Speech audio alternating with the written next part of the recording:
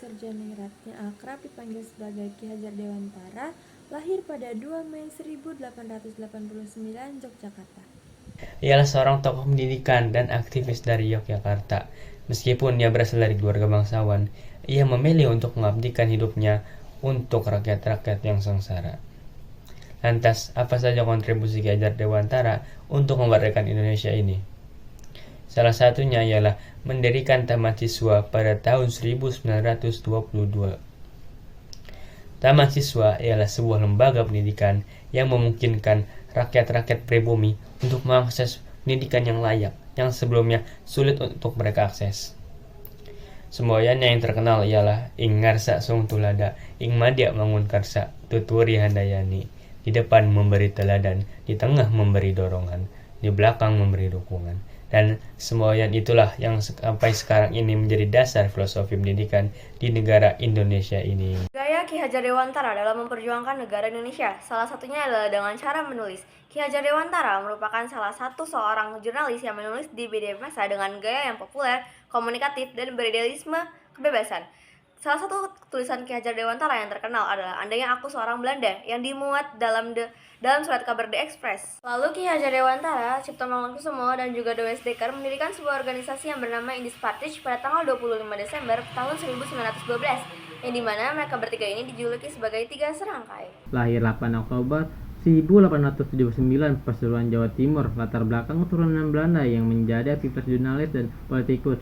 Ia memiliki semangat kemerdekaan yang tinggi untuk kemerdekaan Indonesia, meski bukan pribumi. Kontribusi Cornelius Dekar bersama dengan Ki Hajar Dewantara dan Tripto Wiyosomo mendirikan Indis Partij pada tahun 1912. Partai ini adalah partai politik pertama yang menuntut kemerdekaan Indonesia secara terang-menerang dari penjajahan Belanda. Gaya perjuangan, ia menggunakan jurnalis sebagai sarana kritik terhadap pemerintahan kolonial, menyuarakan ide-ide kemerdekaan, dan memiru semangat perjuangan bangsa Indonesia. Kiprahnya adalah untuk menginspirasi para pemuda di Indonesia seperti Cokroaminoto dan juga Soekarno. Dirikan partai politik pertama di Indonesia yang bernama Indis Partij bersama Cipto Mangunkusumo dan juga Ki Hajar Dewantara, yang dimana partai ini bertujuan untuk menyetarakan hak-hak semua rakyat di Hindia Belanda. Mengkritik kebijakan pemerintahan kolonial Belanda seperti tanam paksa dengan cara menuliskan surat kabar dan menerbitkan Max Havelaar. Menggerakkan pemogokan pabrik tembakau di Surakarta serta mengusulkan nama Nusantara sebagai nama Hindia Belanda yang merdeka.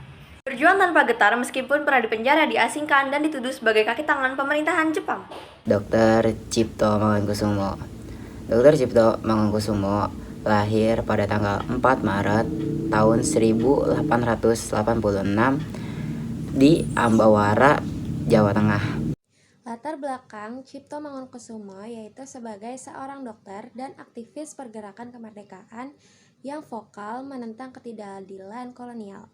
Ia berasal dari Jawa dan sering terjun ke tengah-tengah rakyat untuk mendengar keluhan-keluhan dari mereka.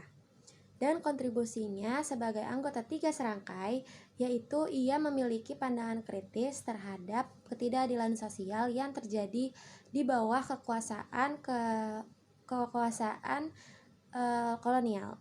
Ia menuntut kesetaraan hak dan kesejahteraan rakyat Indonesia. Gaya perjuangan Cipto dikenal vokal dan memiliki jiwa kemanusiaan yang tinggi.